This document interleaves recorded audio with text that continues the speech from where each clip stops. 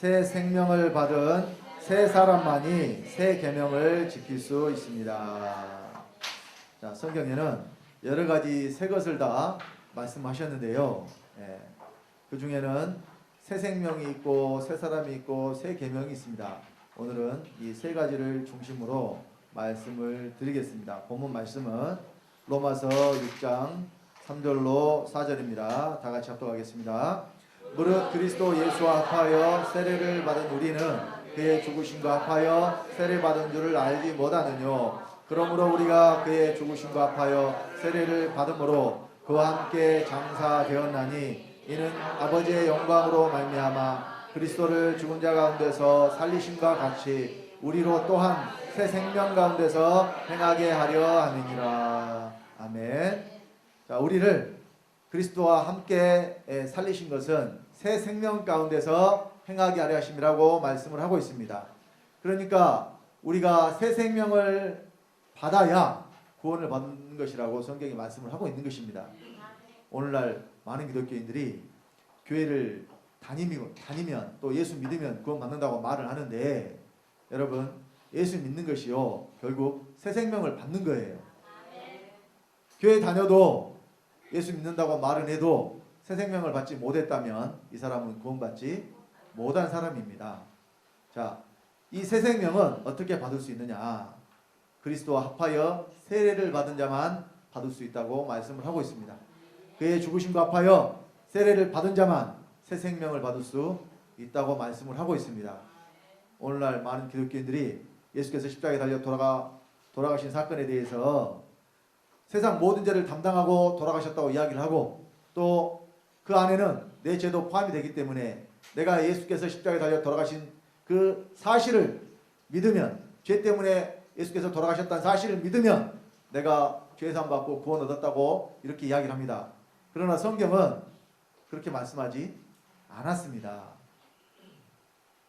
예수만 십자가에 달려 돌아가신 것이 아니라 나도 그리스도와 함께 십자가에 못 박혀 죽어야 된다고 말씀을 하고 있잖아요.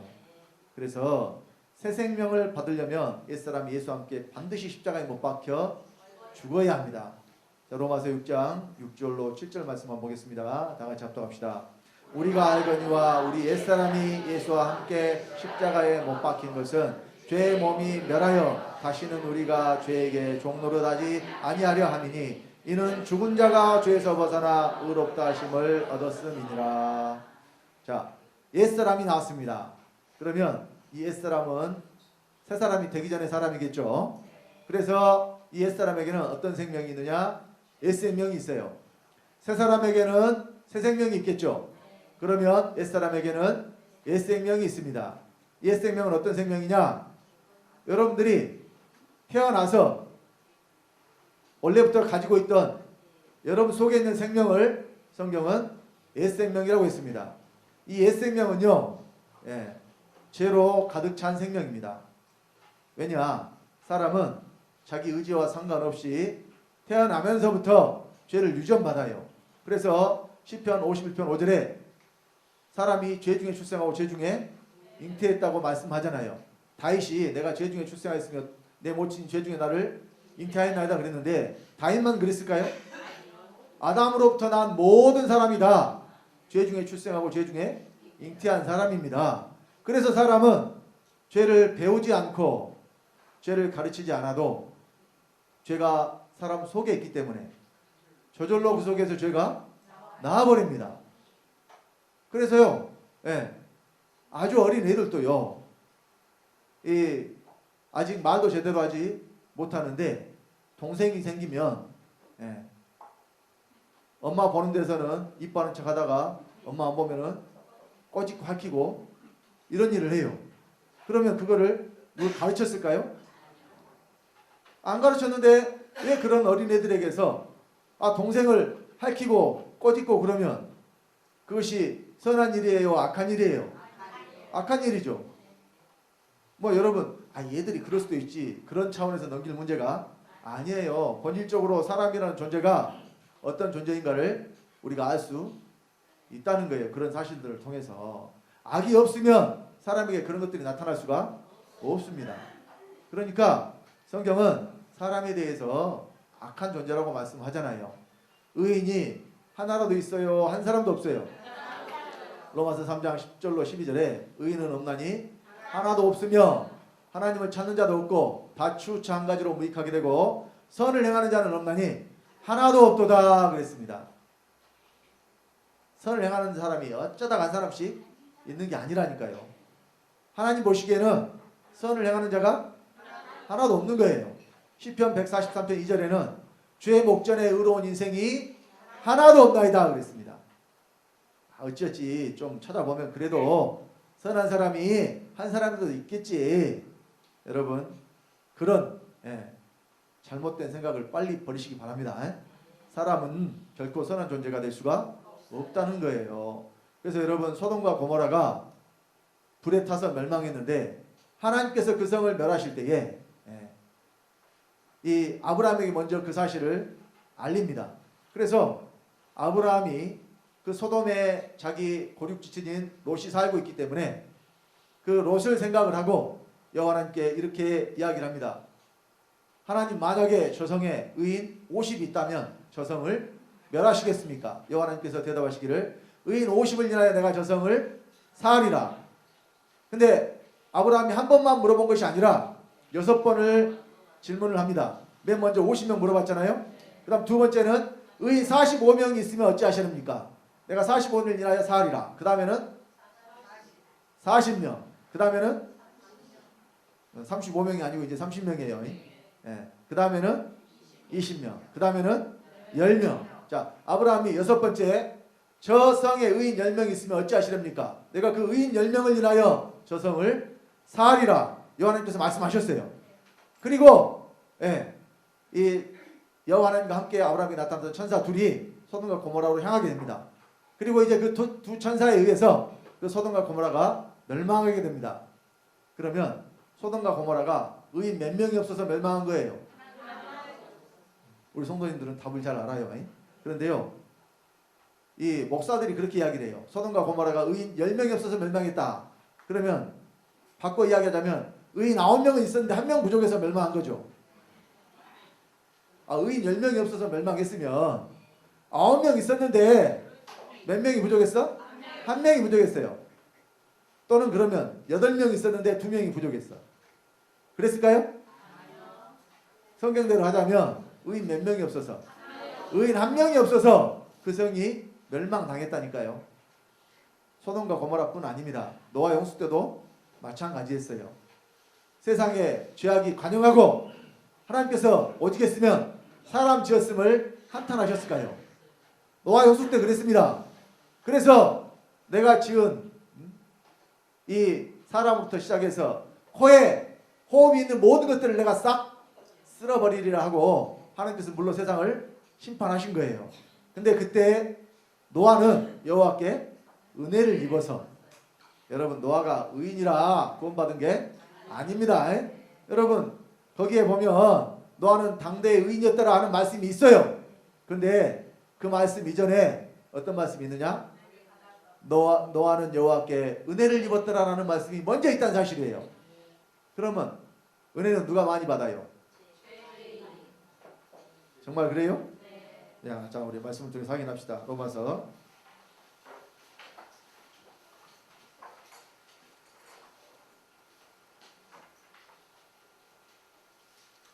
5장 20절 봅니다.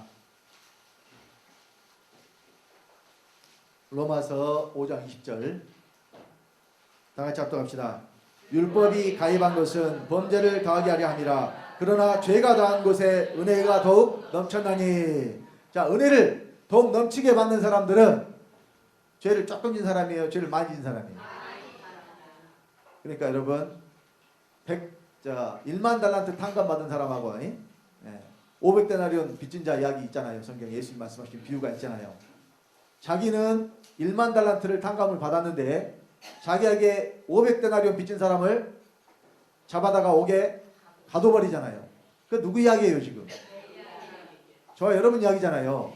우리가 얼마의 탕감을 받았어요? 1만 달란트. 우리는 하나님께 탕감 받은 것이 얼마 받았어요? 1만 달란트. 그러면 1만 달란트 탕감을 받았으니까 이게 은혜를 받은 거죠. 은혜를 받은 거죠. 그러면 내가 얼마나 많았다는 이야기예요. 1만 달란트 탕감을 받았으니까 죄가 얼마나 많았다는 이야기예요. 그러니까 여러분, 누가 은혜 안에 들어갈 수 있느냐? 자기가 죄인을 깨달아 알면 알수록 은혜 안에 들어갈 수 있는 거예요.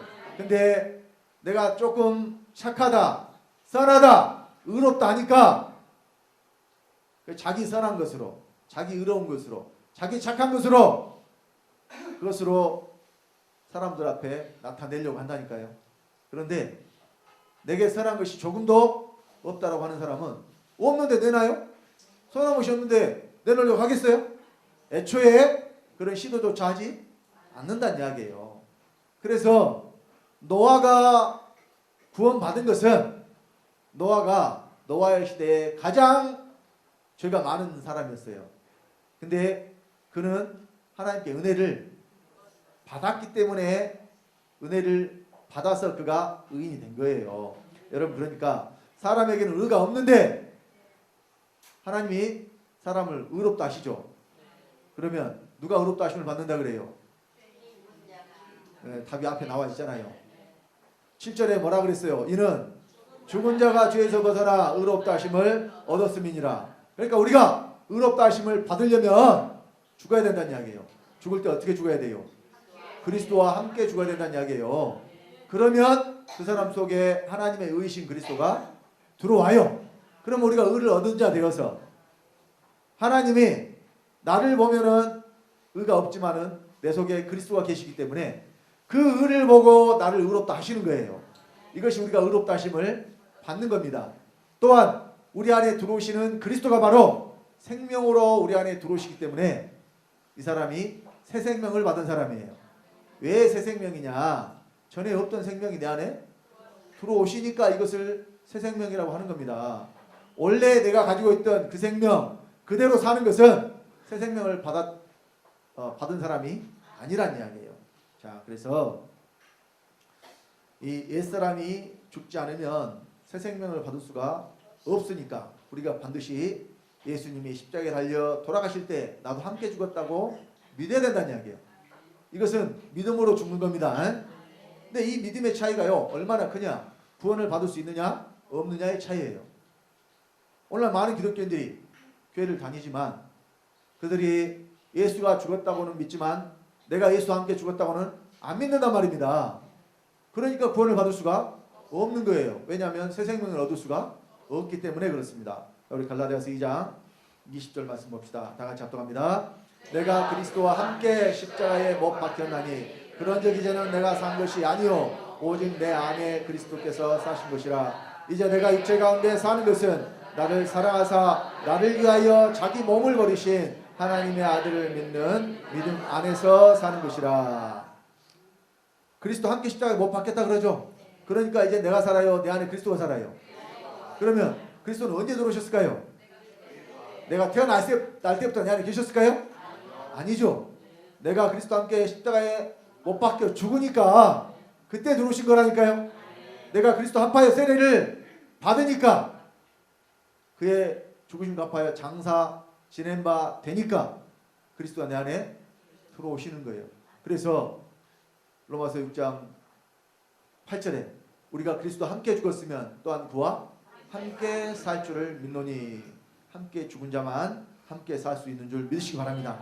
그래서요, 그리스도가 믿는 내 안에 들어오셔서 자기 몸을 버리시고 우리의 몸을 얻으시는 거예요.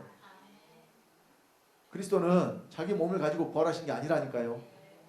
예수 그리스도의 영혼이 아버지께로 가셨다가 그 영이 바로 다시 믿는 자 안에 들어오셔서 믿는 자의 생명이 되시고 이제 그리스도가 그 믿는 자의 몸을 얻으심으로 믿는 자들이 그리스도의 몸이 된다니까요. 고린도전서 12장 27절 말씀 확인하겠습니다. 고린도전서 12장 27절입니다.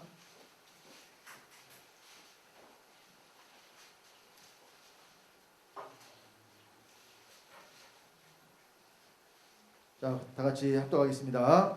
너희는 그리스도의 몸이요 지체의 각 부분이라. 누가 그리스도의 몸이에요? 여기 너희는 믿는 자들을 말하죠. 구원받은 저와 여러분을 말합니다. 이제 우리가 그리스도의 몸이에요. 그리스도가 어디 계시니까? 내 안에 계시니까. 그러니까 자기 몸을 가지고 부활하셔서 아버지 오른쪽에 계신 예수 그리스도는 계시는 거예요? 안 계시는 거예요?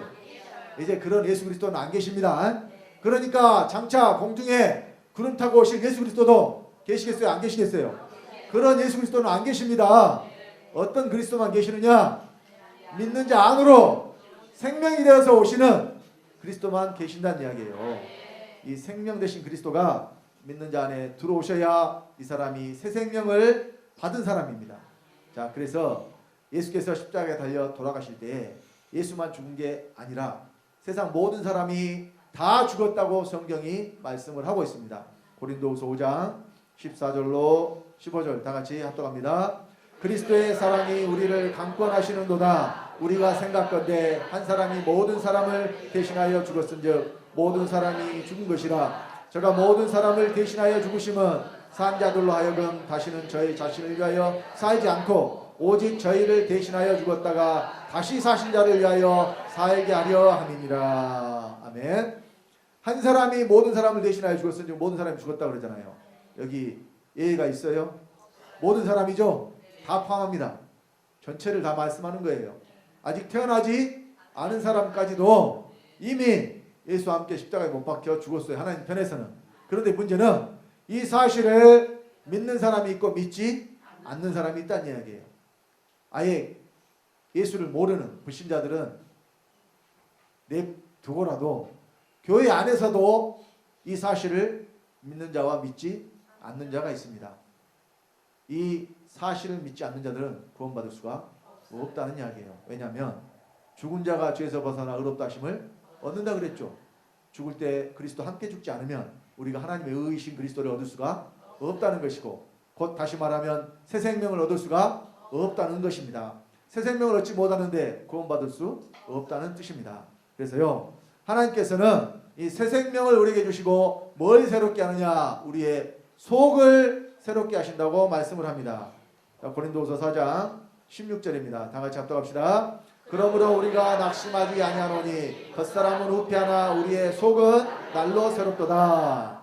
자, 우리가 구원받아서 여러분 얼굴이 이뻐지고 막 회춘하고 젊어지는 게 아니라니까요. 겉사람은 어떻게 돼요? 후패해요. 세월이 지나면 나이 먹어서 사람들이 늙잖아요. 그러니까 여러분 노화 언제부터 늙어가느냐? 30세 이후로 사람은 노화가 진행이 된대요. 그런데 30세에서 50대까지는요, 그 노화의 속도가 굉장히 더디게 진행이 되니까 잘 몰라요. 그런데요, 50대가 넘어가면 급격하게 노화의 속도가 빨라진다고 그래요. 신진대사도 느려지고. 근데 노화가 진행이 되면 제가 이제 그제 이런 기사를 봤는데 노폐물도 잘 안 빠져가지고 그러니까 그 냄새가요 늙은 사람한테 나는 이유가 그래서 그런데요. 그러니까 늙을수록 어떻게 되냐? 잘 씻어야 되고 깨끗이 해야 돼요. 왜냐하면 몸이 그렇게 변하고 있으니까. 그러니까 참 여러분은 늙는 것이 좋아요, 안 좋아요? 그러니까 사람들은 젊게 살고 싶어하고 오래 살고 싶어 해요. 근데 그것이 사람이 할 수 있는 일이 아니란 이야기예요. 그래서 인생이 70이요 강건하면 80이라고 그랬습니다. 80 넘어서 왕성하게 활동하는 사람이 손에 꼽을 정도로 있기는 해요. 있을 수도 있어요. 그러나 대부분은 다 그냥 살아있기는 한데 어디 가고 싶어도 갈 수도 없고, 먹고 싶어도 마음대로 먹지도 못하고, 하고 싶어도 마음대로 할 수도 없는 그런 때가 온다니까요. 그러나 겉사람은 후피하지만 무엇이 새로워져야 돼요? 속이 새로워져야 돼요. 속이 중요한 것이. 그러니까 여러분의 겉사람이에요, 속사람이에요? 여러분의 속사람이 중요합니다. 그래서 하나님은 속을 새롭게 하시는데 이 속이 바로 뭐냐면 마음이에요. 마음. 여러분의 마음이 속입니다. 그러니까 우리가 무엇이 바뀌어야 되느냐? 먼저 마음이 바뀌어야 돼요. 자, 사람에게 가장 부패하고 더러운 것이 뭐냐? 바로 사람의 마음이라고 말씀을 합니다. 에레미야 17장 9절 다 같이 합독합시다. 만물보다 거짓되고 심히 부패한 것은 마음이라 누가 능히 이를 알려마는. 마음이 가장 거짓되고 부패한 것이라고 하잖아요. 그러니까 사람을 새롭게 하셔야 되는데 이 거짓되고 부패한 마음을 먼저 어떻게 해요? 새롭게 하셔야 되니까. 그래서 뭘 지키라고 했느냐? 잠언 4장 23절에 무릇 지킬 만한 것보다 더욱 내 마음을 지키라. 생명의 근원이 이에서 남이니라. 마음을 지키라 그러죠. 근데 사람의 힘으로 마음을 지킬 수 있을까요? 절대로 사람은 자기 마음을 지킬 수가 없어요. 그렇게 되어 있습니다. 그런데 아버지의 생명을 받은 자들은 이 마음이 새롭게 돼요. 새 마음이 됩니다. 그래서 자, 하나님께서 우리에게 새 생명을 주시는데 생명은 어디에 있어요? 생명을 어디에 줘요? 생명을 마음에 줍니다. 물론 영에 주시는데 그 마음과 영이 사실 다 어디에 있는 거냐? 속에 있는 거죠.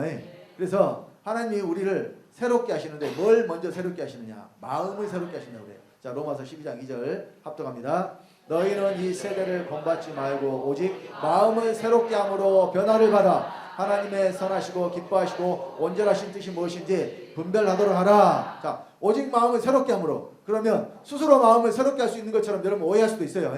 그러나 좀 전에도 말씀드렸듯이 사람은 스스로 자기 마음을 새롭게 할 수가 없다니까요. 그러니까 마음을 새롭게 할 수 있는 새 생명을 우리가 받아야 돼요. 어디에 받아야 되겠어요? 그럼 마음에 받아야 됩니다. 그러니까 하나님이 주시는 것은 다 어디에 주시느냐? 마음에 주신다 그랬어요. 자, 고린도서 1장 21절로 22절입니다. 다 같이 합독합니다. 우리를 너희와 함께 그리스도 안에서 견고케 하시고 우리에게 기름을 부으신 이는 하나님이시니 저가 또한 우리에게 임치시고 보증으로 성령을 우리 마음에 주셨느니라. 성령을 어디에 줬어요? 마음에. 이유가 뭐냐? 마음을 새롭게 해야 되니까.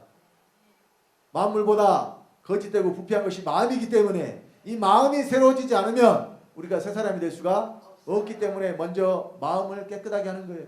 그래서 성령은 거룩하신 아버지의 생명입니다. 이 성령을 어디에 줘서? 우리 먼저는 그래, 영에 들어와요.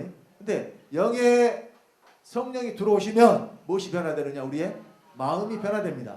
그래서요 갈라디아 4장 6절에도 너희가 아들인 고로 아들의 영을 너희 마음 가운데 보내사 아바 아버지라 부르게 하셨느니라. 아들의 영도 어디에 주셨어요? 마음 가운데 주셨다 그러죠. 또 에베소서 3장 17절에 믿음으로 그리스도께서 너희 마음에 계시게 하시고. 그리스도가 어디로 들어오셔요? 마음에 들어오셔요. 뭘 새롭게 하시기 위해서? 우리의 마음을 새롭게 하기 위해서. 자, 디도서 3장 5절로 7절 다 같이 합독합시다. 우리를 구원하시되 우리의 행한 바 의로운 행위로 말미암지 아니하고 오직 그의 긍휼하심을 쫓아 중생의 씻음과 성령의 새롭게 하심으로 하셨나니 성령을 우리 구주 예수 그리스도로 말미암아 우리에게 풍성히 부어주사 우리로 저의 은혜를 힘입어 의롭다 하심을 얻어 영생의 소망을 따라 후사가 되게 하려 하심이라. 자, 여기 중생의 씻음과 중생이 바로 거듭남입니다. 거듭남과 성령의 새롭게 하심. 성령이 뭘 새롭게 하느냐? 우리의 마음을 새롭게 하시고 또 예수 그리스도로 말미암아 우리에게 풍성히 부어줘요. 성령을. 예수님이 우리에게 생명을 주러 오셨는데 생명만 딱 주고 마느냐? 아니에요. 양으로 생명을 얻되 더욱 풍성히 얻게 하려고 예수님이 오셨다고 요한복음 10장에 말씀을 하고 있습니다. 예수님은 생명을 주실 때에 한 번 주고 그냥 말아버리시는 게 아니라 생명을 풍성하게 주신다고 그랬어요. 무엇이 풍성한 겁니까 여러분? 풍성하다고 했을 때 그냥 조금 있는 것을 풍성하다고 해요? 주차할 만큼 넘쳐 나는 상태를 풍성하다고 그러죠. 자, 그래서 우리가 성령의 이 성령을 선물로 받아서 보증으로 성령을 마음에 주셔서 우리의 마음을 새롭게 하셨는데 그러면 성령이 마음에만 계시는 상태를 풍성한 상태라고 하겠습니까? 그럼 어디까지 넘쳐나야 되겠어요? 우리 몸에까지 성령이 넘쳐 나셔야 되겠죠. 이것이 바로 성령의 풍성함을 받는 것입니다. 자, 그래서 여기 영생의 소망을 따라 후사가 되게 하신다고 했는데 이 몸에까지 성령이 풍성하게 사는 분들 곧 이것이 성령의 충만함을 받는 거예요. 충만함을 받아요. 그러니까 풍성함, 충만함 같은 뜻이고 같은 의미입니다.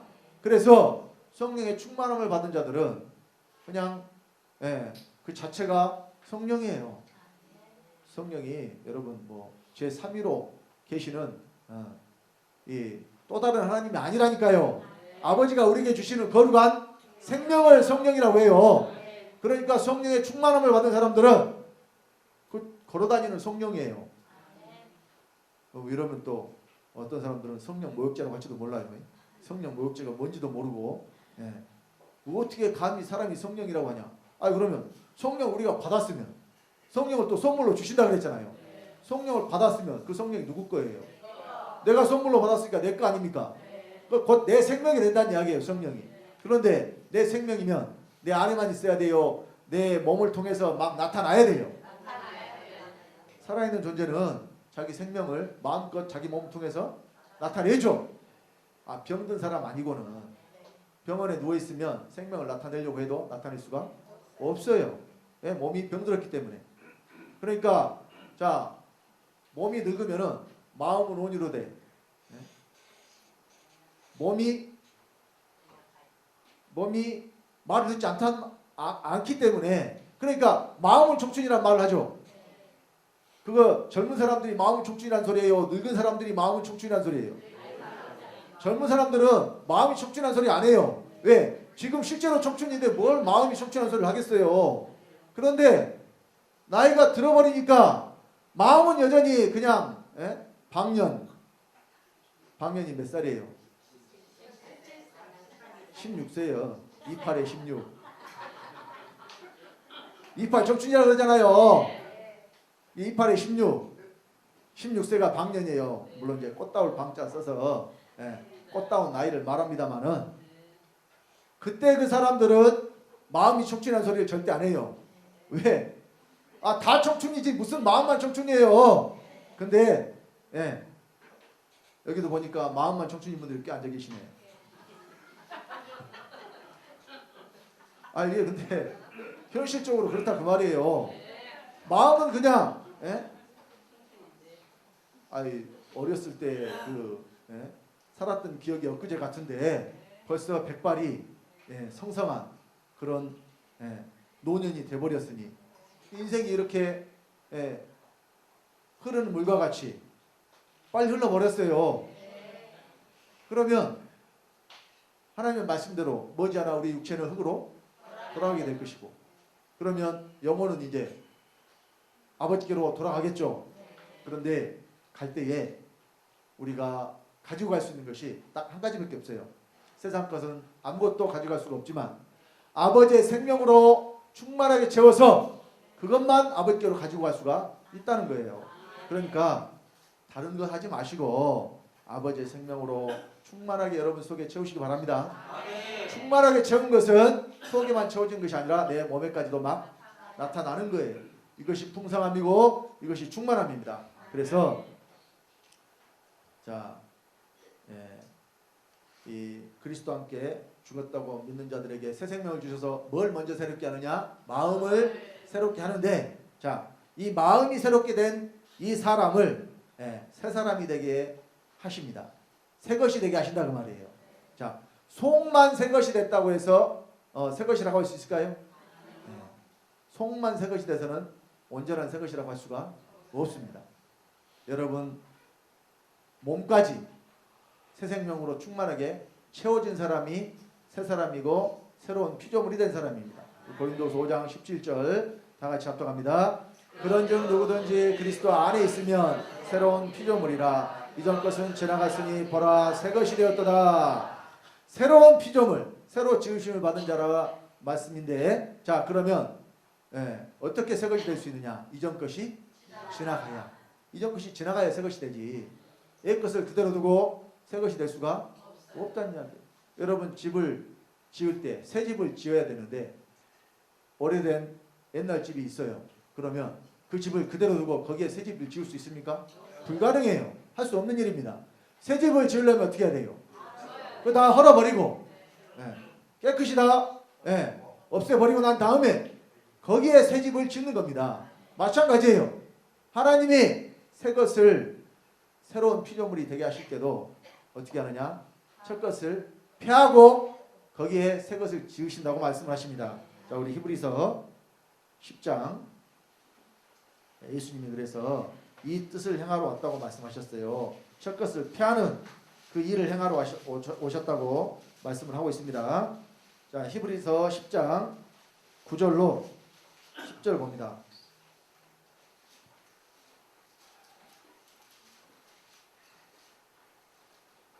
히브리서 10장 9절로 10절입니다. 다 같이. 그 후에 말씀하시기를 보시옵소서 내가 하나님의 뜻을 행하러 왔나이다 하셨으니 그 첫 것을 폐하심은 둘째 것을 세우려 하심이니라. 이 뜻을 쫓아 예수 그리스도의 몸을 단번에 들이심으로 말미암아 우리가 거룩함을 얻었노라. 첫 것을 폐하시고 둘째 것을 세우죠. 첫 것은 옛사람이요 둘째 것은 새사람이신 예수 그리스도입니다. 그래서 예수 그리스도께서 십자가에서 새사람을 지으시려고 달려 돌아가신 거예요.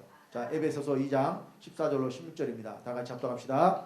그는 우리의 화평이신지라 둘로 하나를 만드사 중간에 막힌 담을 허시고 원수된 것 곧 의문에 속한 계명의 율법을 자기 육체로 폐하셨으니 이는 이 둘로 자기 안에서 한 새 사람을 지어 화평하게 하시고 또 십자가로 이 둘을 한 몸으로 하나님과 화목하게 하려 하심이라. 원수된 것을 십자가로 소멸하시고.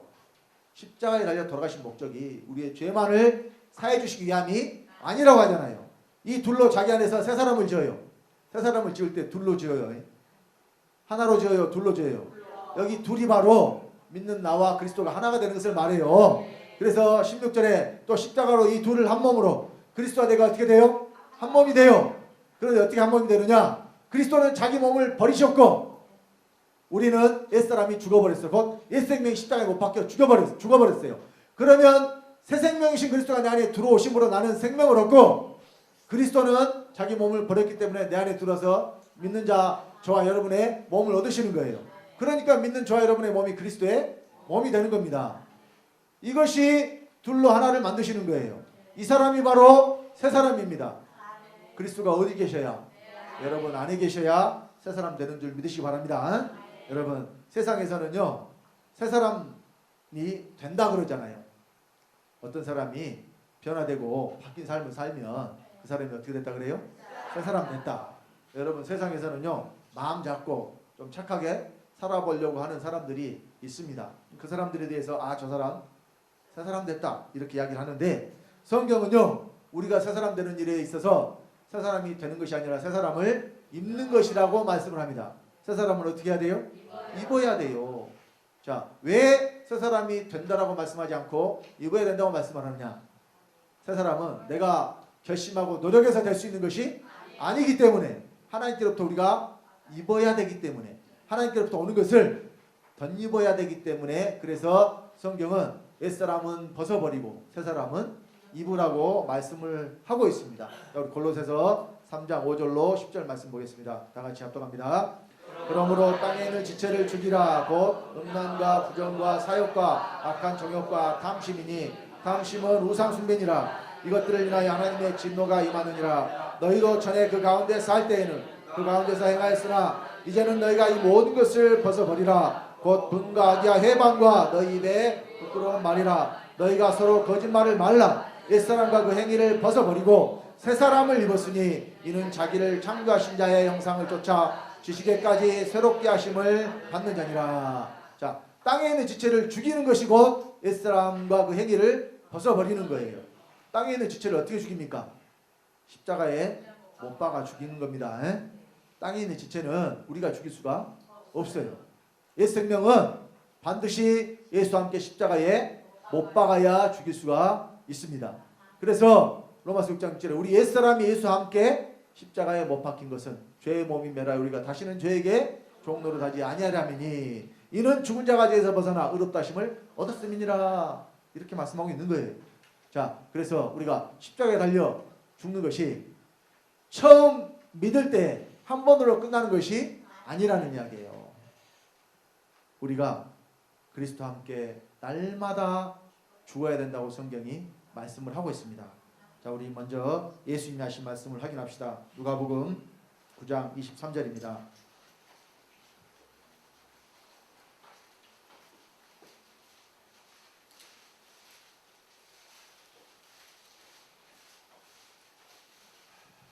누가복음 9장 23절 다 같이 합독합시다. 또 무리에게 이르시되 아무든지 나를 따라오려거든 자기를 부인하고 날마다 제 십자가를 지고 나를 쫓을 것이니라. 날마다 십자가를 지라고 그러잖아요.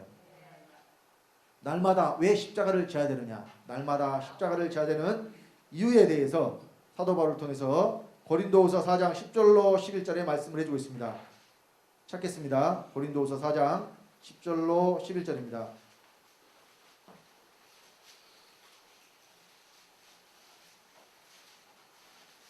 네, 합독하겠습니다. 우리가 항상 예수 죽인 것을 몸에 짊어지면 예수의 생명도 우리 몸에 나타나게 하려 함이라. 우리 산자가 항상 예수를 위하여 죽음에 넘기움은 예수의 생명이 또한 우리 죽을 육체에 나타나게 하려 함이니라. 예수 죽인 것을 몸에 짊어지는 것이고 십자가를 지는 거예요. 또 우리가 예수를 위하여 죽음에 넘기는 것도 내가 날마다 십자가를 지고 주님을 쫓아가는 겁니다. 그 이유는 우리 몸에 예수의 생명이 나타나고 죽을 육체에 예수의 생명이 나타나게 함이에요. 자, 우리 몸에 예수의 생명이 나타나고 죽을 육체에 나타나려면 먼저는 어디에 들어와야 돼요? 생명이 내 안에 들어와야 됩니다. 생명이 안에 있는 사람들에게 하신 말씀이에요. 이 말씀은 구원받은 자들에게만 이루어질 수가 있어요. 그리스도가 아예 계시지 않는 자들은 예수의 생명이 그 몸에 죽을 육체에 절대 나타날 수가 없다는 이야기입니다. 자, 그래서 같은 말씀이 에베소서 4장 22절로 24절에도 있습니다. 다 같이 합독합시다. 너희는 유혹의 욕심을 따라 썩어져가는 구습을 쫓는 옛사람을 벗어버리고 오직 신령으로 새롭게 되어 하나님을 따라 의와 진리의 거룩함으로 지으심을 받은 새 사람을 입으라. 자, 여기도 동일하게 옛사람을 벗어버리고 새 사람을 입으라 그러죠. 옛사람은 어디서 벗는다고요? 십자가에서. 물론 이 땅에서 내가 십자가를 짐으로, 내가 십자가를 지고 주님을 쫓아감으로 옛사람을 벗을 수가 있다니까요. 그러면 벗는 것은 내가 하지만 입는 것은 주님이 하셔요. 주님이 이미 내 안에 들어와 계시니까 새 생명으로, 옛 생명을 죽이는 것은 내가 하지만 새 생명으로 사는 것은 주님이 하셔요. 근데 이것이 정비례합니다. 정비례. 예를 들어서 내 안에 100가지 옛 생명이 있었다. 근데 옛 생명 하나를 죽였다. 그러면 그 하나 생명이 새 생명으로 채워져요. 내 옛 생명이 죽은 만큼만 새 생명으로 채워지게 돼 있어요. 왜? 내 안이 이 정해진 용량이 있다니까요. 그러니까 사람이 그릇이라고 그러잖아요. 그릇이 뭐 한없이 담을 수 있어요? 정해진 만큼 담을 수 있죠. 그러니까 내 속에 처음에는 옛 생명으로 100% 채워져 있었는데 새 생명이신 그리스도가 들어오셔서 내가 예수와 함께 십자가에 못 박혀 죽음으로 옛 생명이 하나 죽으면 그리스도가 그 하나의 생명으로 새 생명이 되셔서 사시고, 둘이 죽으면 2개 사시고, 50개가 죽으면 50개 사시고 이렇게 돼 있다니까요. 더 사시지도 않고 덜 사시지도 않아요. 옛 생명이 죽은 만큼만 그 속에서 새 생명으로 그리스도가 사시게 돼 있어요. 만약 여러분들이 옛 생명이 하나도 죽지 않으면 그리스도는 하나도 여러분 몸에서 사실 수가 없어요. 그러니까 그리스도가 안에 들어오신 것으로 구원이에요. 안에 계신 것으로 구원이에요. 그런데 몸에 사시는 것은 뭐냐면 상급이고 기업이에요. 이것은 선물로 거저받는 것이 아닙니다. 여러분들이 일한 만큼 받는 거예요. 일하는 것이 뭐냐? 내가 십자가를 지고 주님을 쫓아가는 것은 일이에요. 왜? 이것은 하나님이 우리를 죽여주시는 게 아니거든요. 내게서 옛 생명이 나올 때마다 내가 십자가를 지고 주님을 쫓아가야 되는 것이기 때문에 이것은 철저하게 상급에 관련된 이야기입니다. 여러분들이 기업 얻는 이야기고 또 여러분들 이 땅에서 여러분들이 그리스도의 몸이 되어가는 거예요. 죄가 하나도 나오지 않는 그 몸이 바로 그리스도의 몸입니다. 물론 처음 구원 받은 사람이 온전하게 죄에서 떠날 수는 없어요. 만약 그렇게 될 것 같으면 우리가 상급 얻을 기회도 없습니다. 몸의 구속은 그래서 예수 그리스도가 얼마만큼 내 몸에 사시느냐에 따라서 이 사람이 몸의 구속을 받는 것이고 또 이것을 성경은 양자되는 것이라고 말씀을 하고 있습니다. 그래서요. 자, 여기 양자 되는 것이 아들이 아닌데 데려다가 아들 삼은 것이 양자가 아니라고 그랬죠. 장성한 아들, 기업을 이을 자, 후사가 되는 것을 성경은 양자 되는 것이라고 말씀을 하고 있습니다. 자, 우리 로마서 8장 23절 그 말씀도 확인하고 오겠습니다. 로마서 8장 자, 23절 보기 전에 15절 말씀을 먼저 봐야 이해가 더 쉽겠습니다. 로마서 8장 15절 말씀 먼저 보겠습니다. 다 같이 합독합시다. 너희는 다시 무서워하는 종의 영을 받지 아니하였고 양자의 영을 받았으므로 아바 아버지라 부르짖느니라. 자, 우리가 양자의 영을 받았다고 그러잖아요. 그러면 양자의 영을 받았으니까 아들이 됩니까? 자, 아들의 영을 받으면 아들이 돼요. 갈라디아 4장 6절에 너희가 아들이고 아들의 영을 너희 마음 가운데 보내서 아바 아버지라 부르게 하셨느니라. 그러니까 아들의 영을 받으면 바로 뭐가 돼요? 아들이 됩니다. 그런데 양자의 영을 받았으면 바로 양자가 되느냐? 아니에요. 양자는 바로 되는 게 아닙니다. 기다려야 돼요. 언제까지? 자, 로마서 8장 23절입니다. 다 같이. 이뿐 아니라 또한 우리 곧 성령의 처음 익은 열매를 받은 우리까지도 속으로 탄식하여 양자 될 것 곧 우리 몸의 구속을 기다리느니라.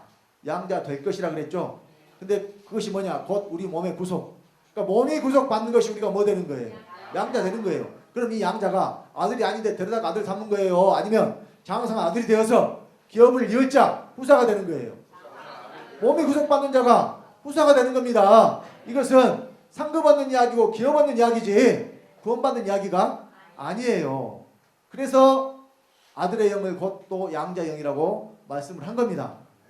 양자는 바로 되는 것이 아니라는 것을 우리에게 알게 하시기 위해서. 자, 그래서 우리가 옛사람을 벗어버리고 새사람을 입었으면 이 사람에게서는 이제 어떤 증거가 나타나야 되느냐? 계명을 지키게 됩니다. 여러분, 우리가 하나님의 말씀을 지켜야 돼요? 안 지켜야 돼요? 네? 하나님의 말씀을 안 지켜야 됩니까? 어떤 사람들은 그냥 은혜로 구원받으니까 뭐 율법을 지키냐? 율법을 지킬 필요가 없다라고 아예 이렇게 말해버리는 사람들도 있어요. 그러면 예수님이 율법을 피하러 오셨다 그래요? 완전 피하러 오셨다 그래요? 자, 우리 마태복음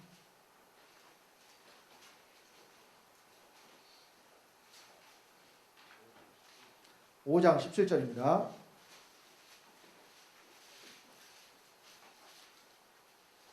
자, 18절까지 같이 보겠습니다. 마태복음 5장 17절로 18절까지 다 같이 합독합니다. 내가 율법이나 선지자나 폐하러 온 줄로 생각지 말라. 폐하러 온 것이 아니요 완전케 하려 함이로라. 진실로 너에게 이르노니 천지가 없어지기 전에는 율법의 1.1핵이라도 반드시 없어지지 아니하고 다 이루리라. 율법이 다 이루어진다 그랬죠. 율법이 어디서 이루어져요? 사람을 통해서 이루어져요. 율법은 하나님의 법이고 계명이고 지키라는 명령입니다.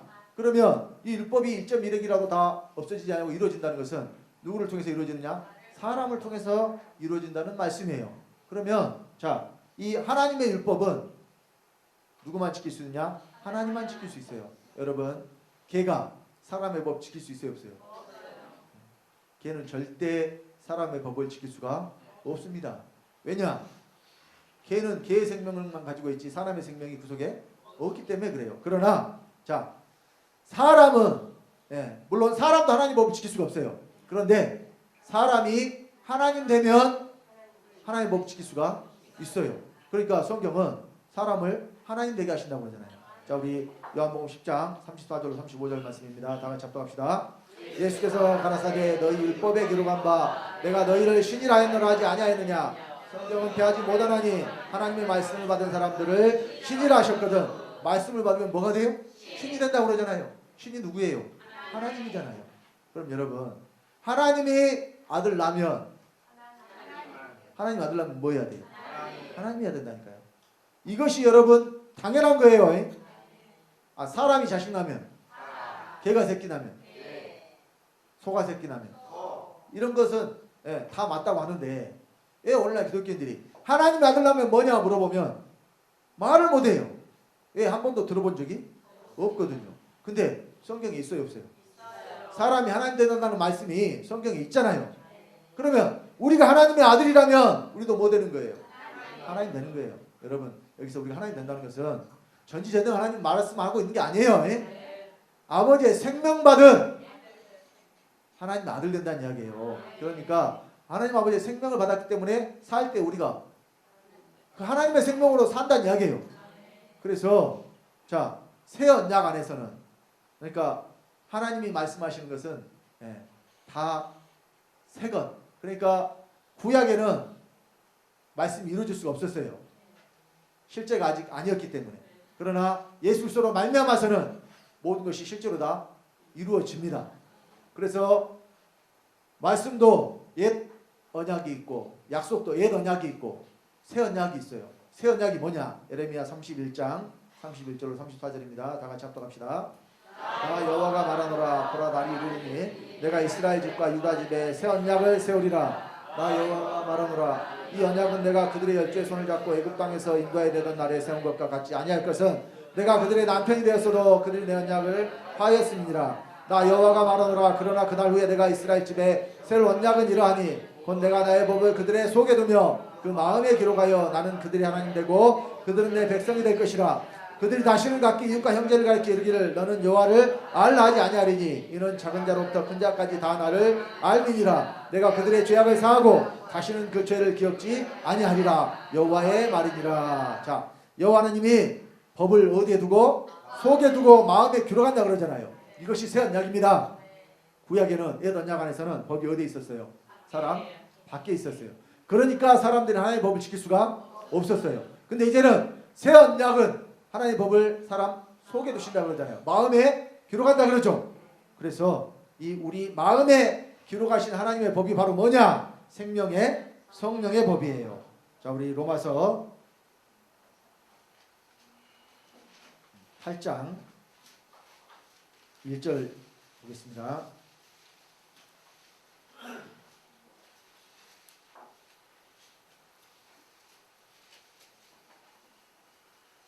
로마서 8장 1절로 2절 같이 보겠습니다. 합독합니다.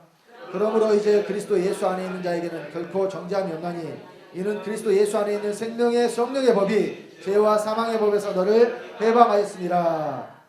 하나님이 법을 우리 속에 두신다 그랬는데 우리 속에 마음에 기록한 법이 바로 뭐예요? 생명의 성령의 법. 성령을 마음의 성물로 주셨다 그랬죠.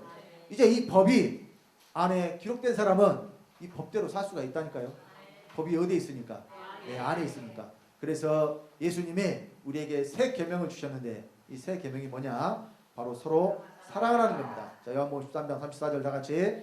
새 계명을 너에게 주노니 서로 사랑하라. 내가 너희를 사랑한 같이 너희도 서로 사랑하라. 자, 여러분, 사랑하라는 말씀이 그러면 전에 없었던 새로운 말씀입니까? 아닙니다.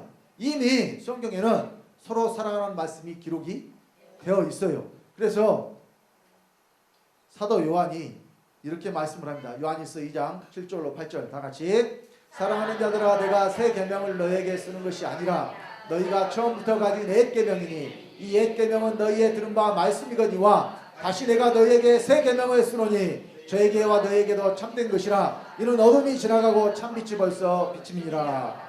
자, 7절에 새 계명을 쓰는 것이 아니라 그러죠. 너희에게 처음부터 가진 옛 계명이라 그러죠. 그런데 이 옛 계명은 너희의 들은 바 말씀인데 다시 내가 너희에게 새 계명을 쓴다 그러잖아요. 이것을 종이에 쓴다는 이야기일까요? 네? 믿는 저와 여러분들의 마음에 이제 이 새 계명이 기록이 된다는 것을 지금 말씀을 하고 있습니다. 자, 그래서 마태복음 22장 30절로 34절에 보면 자, 예수님께서 말씀하신 두 계명이 있는데 첫째 되는 큰 계명과 둘째 계명이 무엇이냐? 자, 다 같이 합독합시다. 예수께서 가라사대 내 마음을 다하고 목숨을 다하고 뜻을 다하여 주 너희 하나님을 사랑하라 하셨으니 이것이 크고 첫째 되는 계명이요 둘째는 그와 같으니 내 이웃을 내 몸과 같이 사랑하라 하셨으니 이 두 계명이 온 율법과 선지자의 강령이니라. 자, 이 율법이 그러면 예수님이 여기 마태복음에 처음 말씀하신 거예요? 원래 있는 말씀이에요?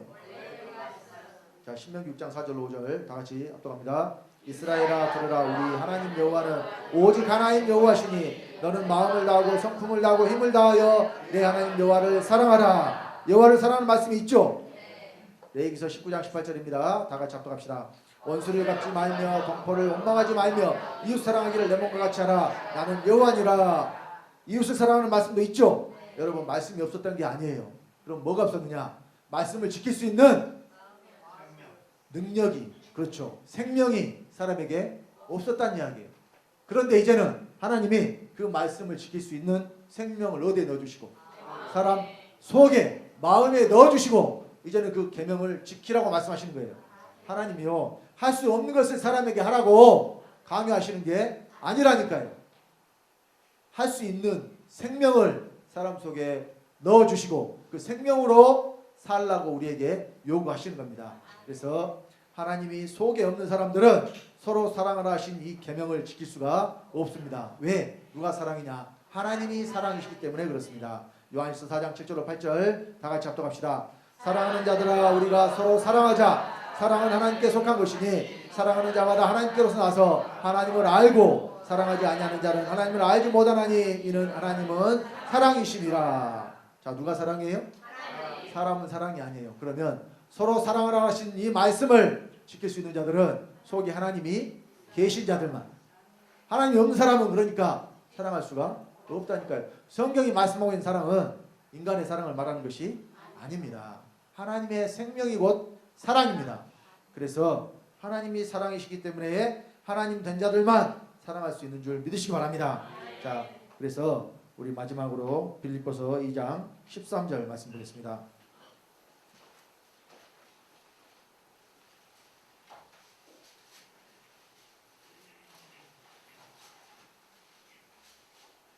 자, 빌립보서 2장 13절 다 같이. 너희 안에서 행하시는 이는 하나님이시니 자기의 기쁘신 뜻을 위하여 너희로 소원을 두고 행하게 하시나니. 자, 믿는 자 안에서 행하시는 분이 하나님이시라고 그러잖아요. 자기의 기쁘신 뜻을 위하여 소원을 두고 행하게 하십니다.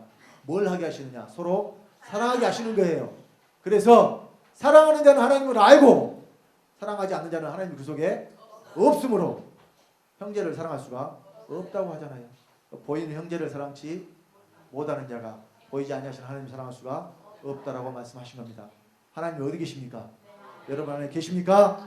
그러면 이제 여러분들은 서로 사랑하셔야 돼요. 여러분 새 생명을 받고 새 사람 되셨습니까? 그러면 새 계명을 행할 수가 있어야 됩니다. 자, 여러분 여기 새 계명을 지킨 사람이 새 사람이요, 또 새 사람만이 새 계명을 지킬 수가 있다고 했는데 새 계명을 지켜서 새 사람 됩니까? 아니면 새 사람이 돼야 새 계명을 지킵니까? 새 사람이 되어야 새 계명을 지킵니다.